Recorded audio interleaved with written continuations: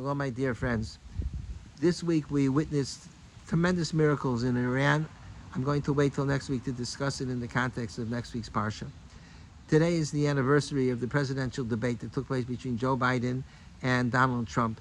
That debate changed the course of American and world history because it became apparent that Joe Biden was suffering from a mental decline. Unfortunately, it wasn't his fault. It was an illness.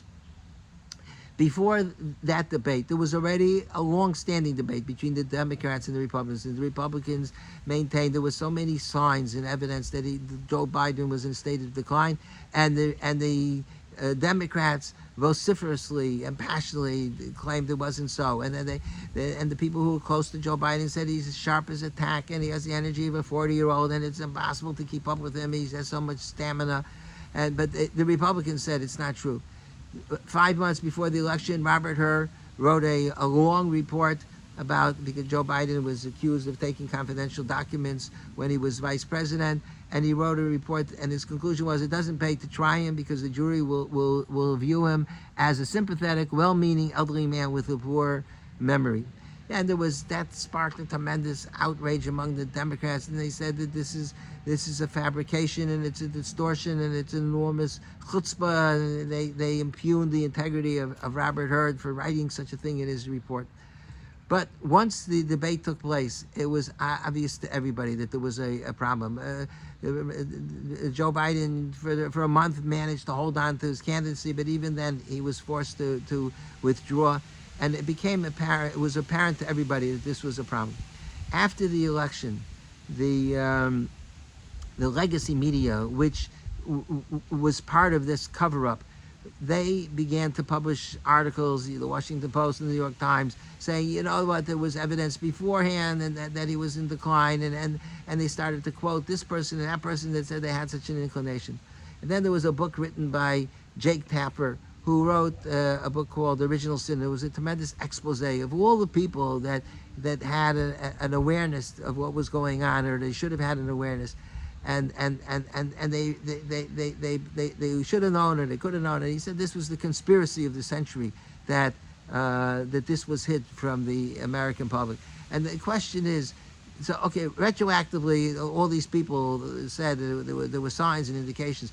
How come they didn't know at the time? I mean, we know, I knew, I knew that many of us, we talked about this often, it was almost like common knowledge.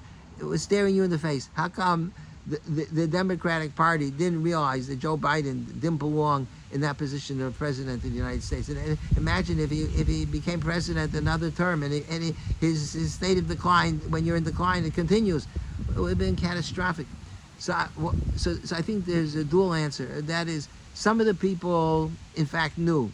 And the reason why they hid it, they intentionally hid it, is because their political future depended on it. They were members of his cabinet, members of his family, members of Congress, the people who supported the Democratic Party, and it was important for the Democratic Party to be in power.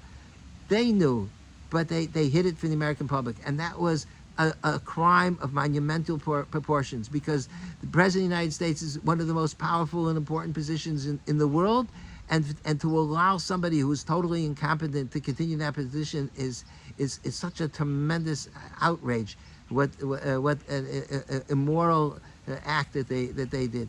But I think there were many people who were convinced that they, in fact, that there was no problem. And the question is, how's it possible? I mean, it was like almost staring you in the face. I knew, you knew, we all knew. How come they didn't know? They couldn't see that there was something wrong. So I think the answer is that the Chumash says, "Hashochet yaver einei chachamim," and I'm talking about this because this whole episode teaches a lesson that we know from the Torah, but there's, when you see something in life experience that underscores or it's a reflection of what it says in the Torah. It makes our awareness stronger and greater.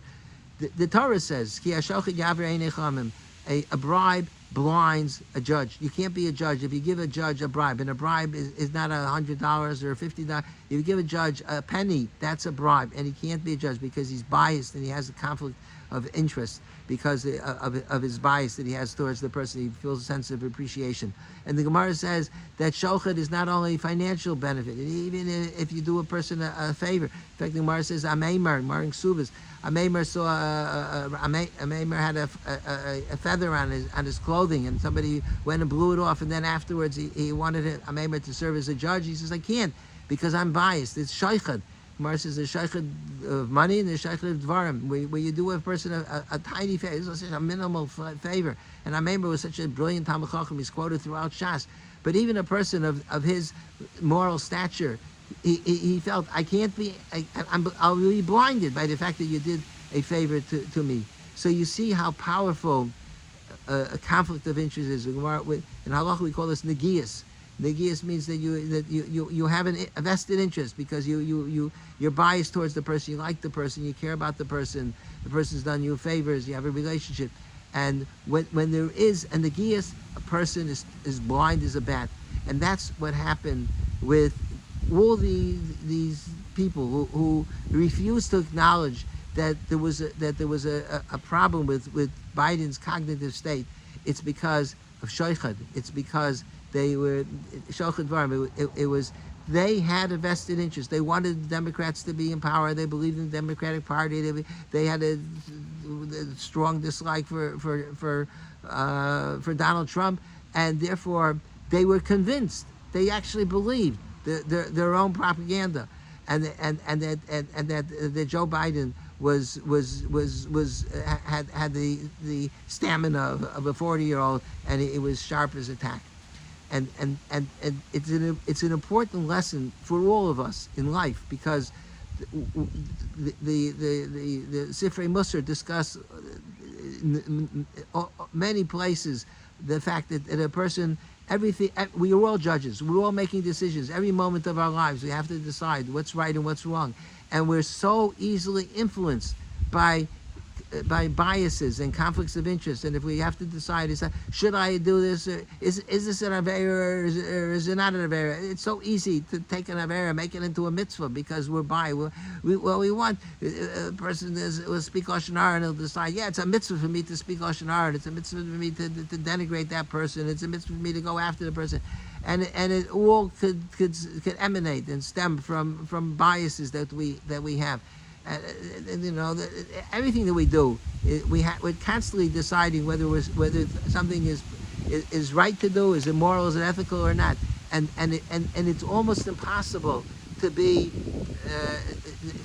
it's impossible to be unbiased in making these decisions. But at the very least, we need to be aware that we're biased. If a person doesn't even know that they could be biased, then a person will never be able to recognize that it's difficult to make a decision in an objective way. We're all subjective, and that when we see this, to me, this is such a powerful. What happened during the election, it's such a powerful example of how shochet influences a person. It's ma'aver einei chachamim. It makes us blind. In shochet, not only monetary shochet, but any form of shochet, any reason why we have a preference for a certain outcome, it makes a person totally blind. There's examples of that in last week's parsha and this week's parsha as well. The Meragim, they went to Eretz Yisrael, they came back with a negative report. And Rashi says the Meragim were tzaddikim. It says Kulam Anashim. They were great people when they left. So the question is, how could they go against the will of Hashem? Moshe Rabbeinu spoke on behalf of Kadosh Baruch Hu. He told them that Hashem wants us to go to Eretz Yisrael, and Hashem said the land is good. How could they come back with a negative report? It's so unbelievable that they were able and they, as a result, it was such a tremendous crime they committed. They swayed the entire people to rebel against Moshe Rabbeinu, and then the end was that they ended up in the desert for 40 years. How is it possible that great people should be influenced that way? So the answer is, the Zohar says that the Meraglim were afraid that they would lose their position of power. It's unbelievable. They were the heads of the tribes. And you see how power is like a narcotic.